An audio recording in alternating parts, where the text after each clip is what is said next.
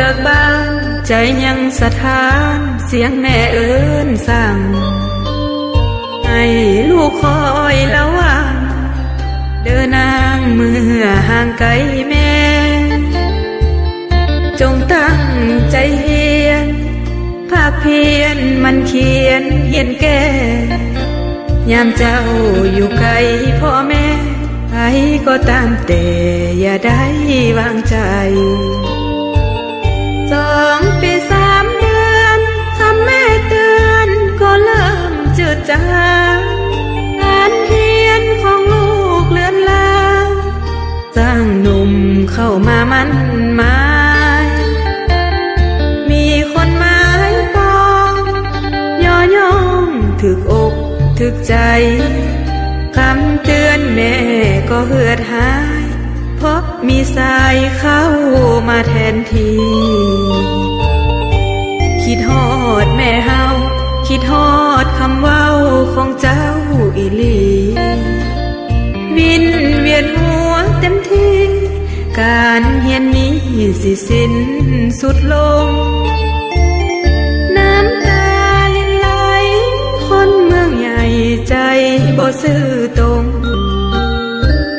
ต้องจำใจคงอุ้มท้องหวนคืนกลับมาเมื่อใดโน่นนี้จะลืมคนฮักบ่จริงคนหลอกลวงยิ่งบ่จริงคือแม่เว้าจ้า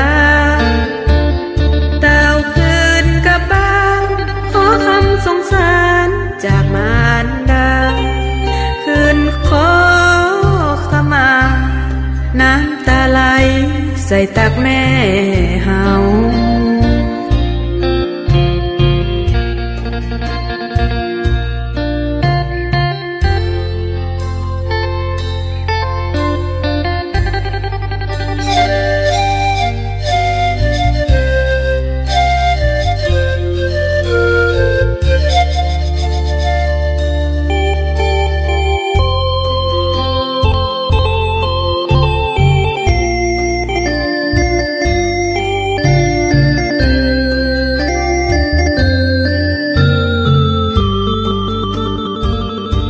คิดฮอดแม่เฮา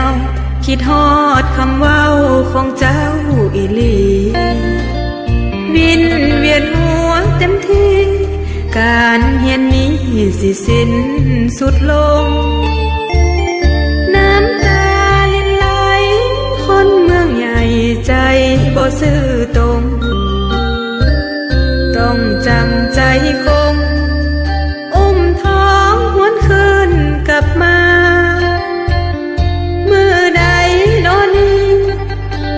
จะลืมคนฮักบ่จริง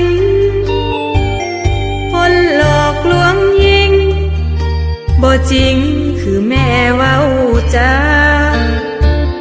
เต้าคืนกลับบ้านขอคำสงสารจากมารดาคืนขอขมาน้ำตาไหลใส่ตักแม่เฮา